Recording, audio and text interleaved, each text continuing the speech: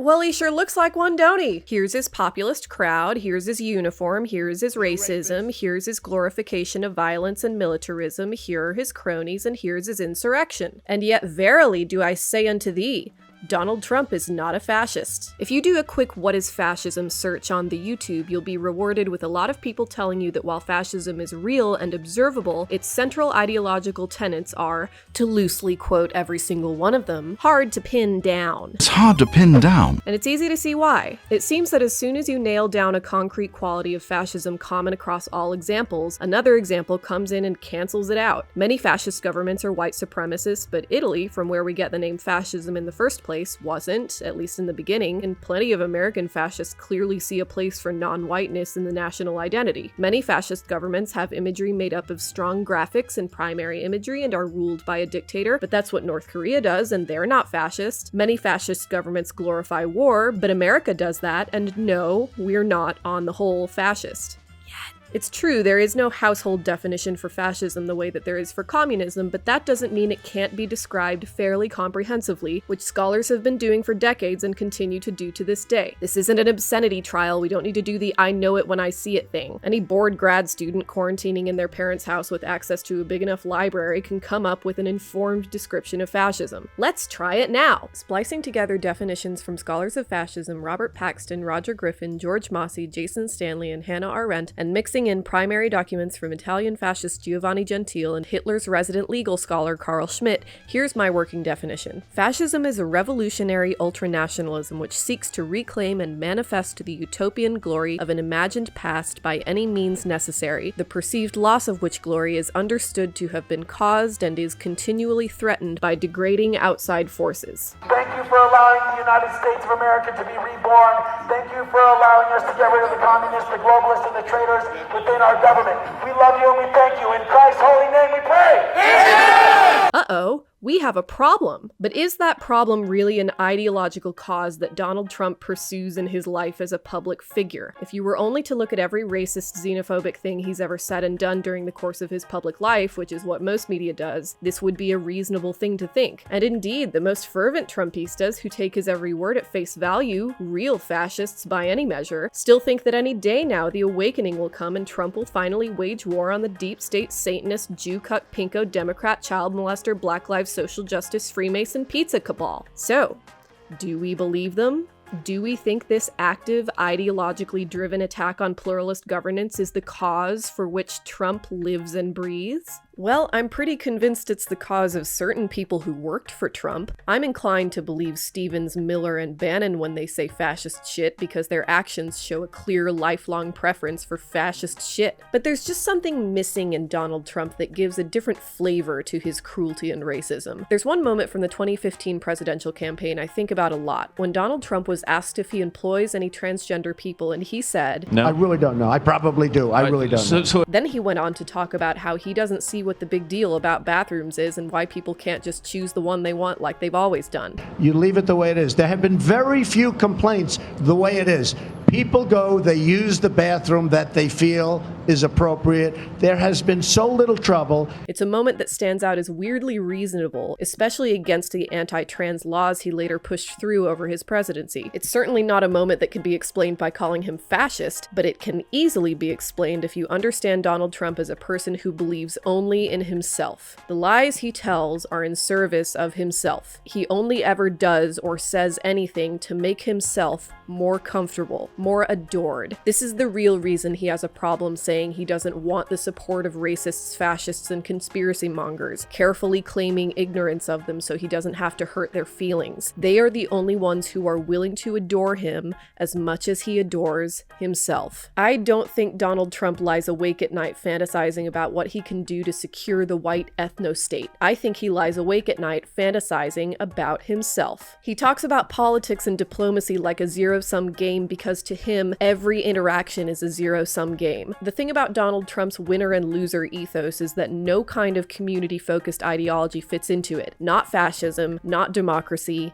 Nothing. Unlike a real fascist, his cruelties are casual, a means to an end that is personal, not collective. As far as Trump is concerned, the world started the first time he recognized himself in a mirror, and it'll end when he dies. A real fascist, by contrast, is sincere. A real fascist, after saying, "We're gonna walk down and I'll be there with you," would have been there with you. That's not to say fascists aren't liars. They are. They lie to themselves and to the people they govern every day. But the lies they tell are in service of the sanctity of its idealized citizen above all. Donald Trump doesn't think anything is sacred, except, of course, himself. When Wisecrack made a video about this topic, they said this. A cop pulls you over for speeding. Fascist? A security guard tells you no smoking here.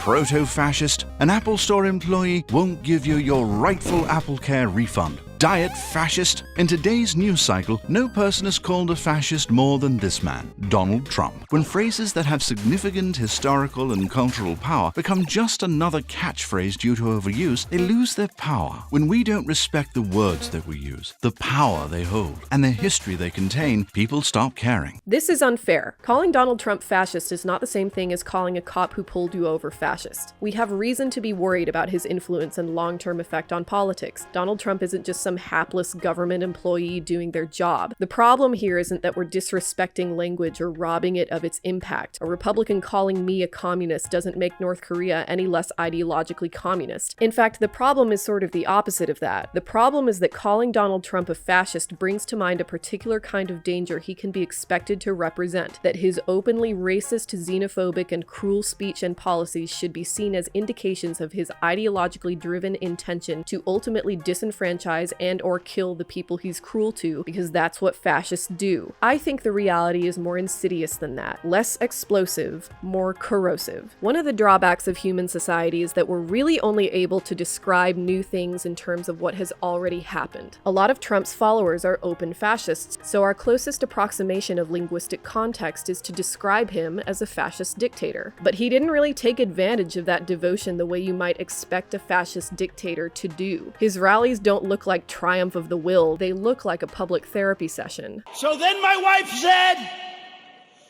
well, it wasn't only the ramp. Did you have water? I said, yeah.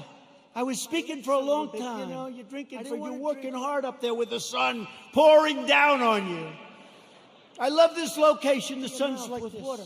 I said, I just saluted 600 times. She said, well, I know what you did. You had on a very good red tie. That's just sort of expensive.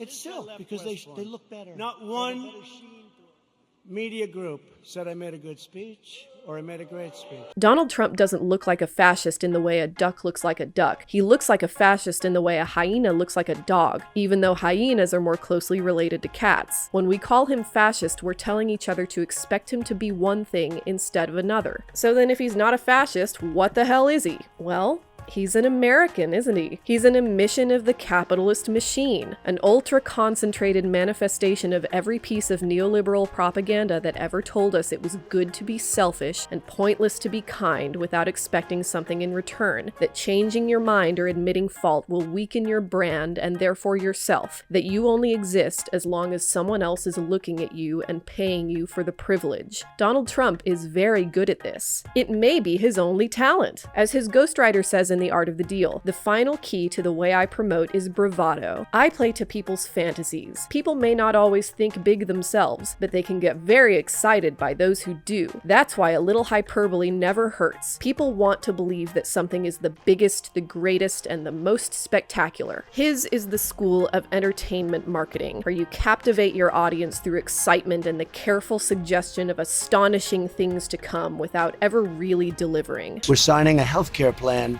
within 2 weeks, a full and complete healthcare plan. The plan is coming out over the next 4 weeks. We are coming out with that plan in 2 weeks. We are coming out with so many healthcare plans. We're signing that deal in 2 weeks. That'll take place over the next 2 weeks. You'll be seeing that over the next 2 weeks. That's why everything he does ends on a cliffhanger. It's about what you believe, not what he believes. He only believes in himself. To call Donald Trump fascist is to buy into a rhetoric that seeks to convince you that Donald Trump is something knowable because he's something we've both seen before and fought against, and is therefore something divisible from the essence of America itself. Something that can be solved just by taking away his institutional power, and therefore not representative of any real cultural ill that should be addressed. Buying into this is a mistake. Donald Trump is not a fascist. He's an American. He's an American so perfectly caricatured that if you pitched him as a fictional character for a TV show, you would be told to tone it down. He is American individualism metastasized, a physical emblem of the philosophy that anything is permissible as long as you, personally, are a success. He's the only leader we've ever had who did exactly what American capitalism tells us we should do. Whatever gets the most attention today.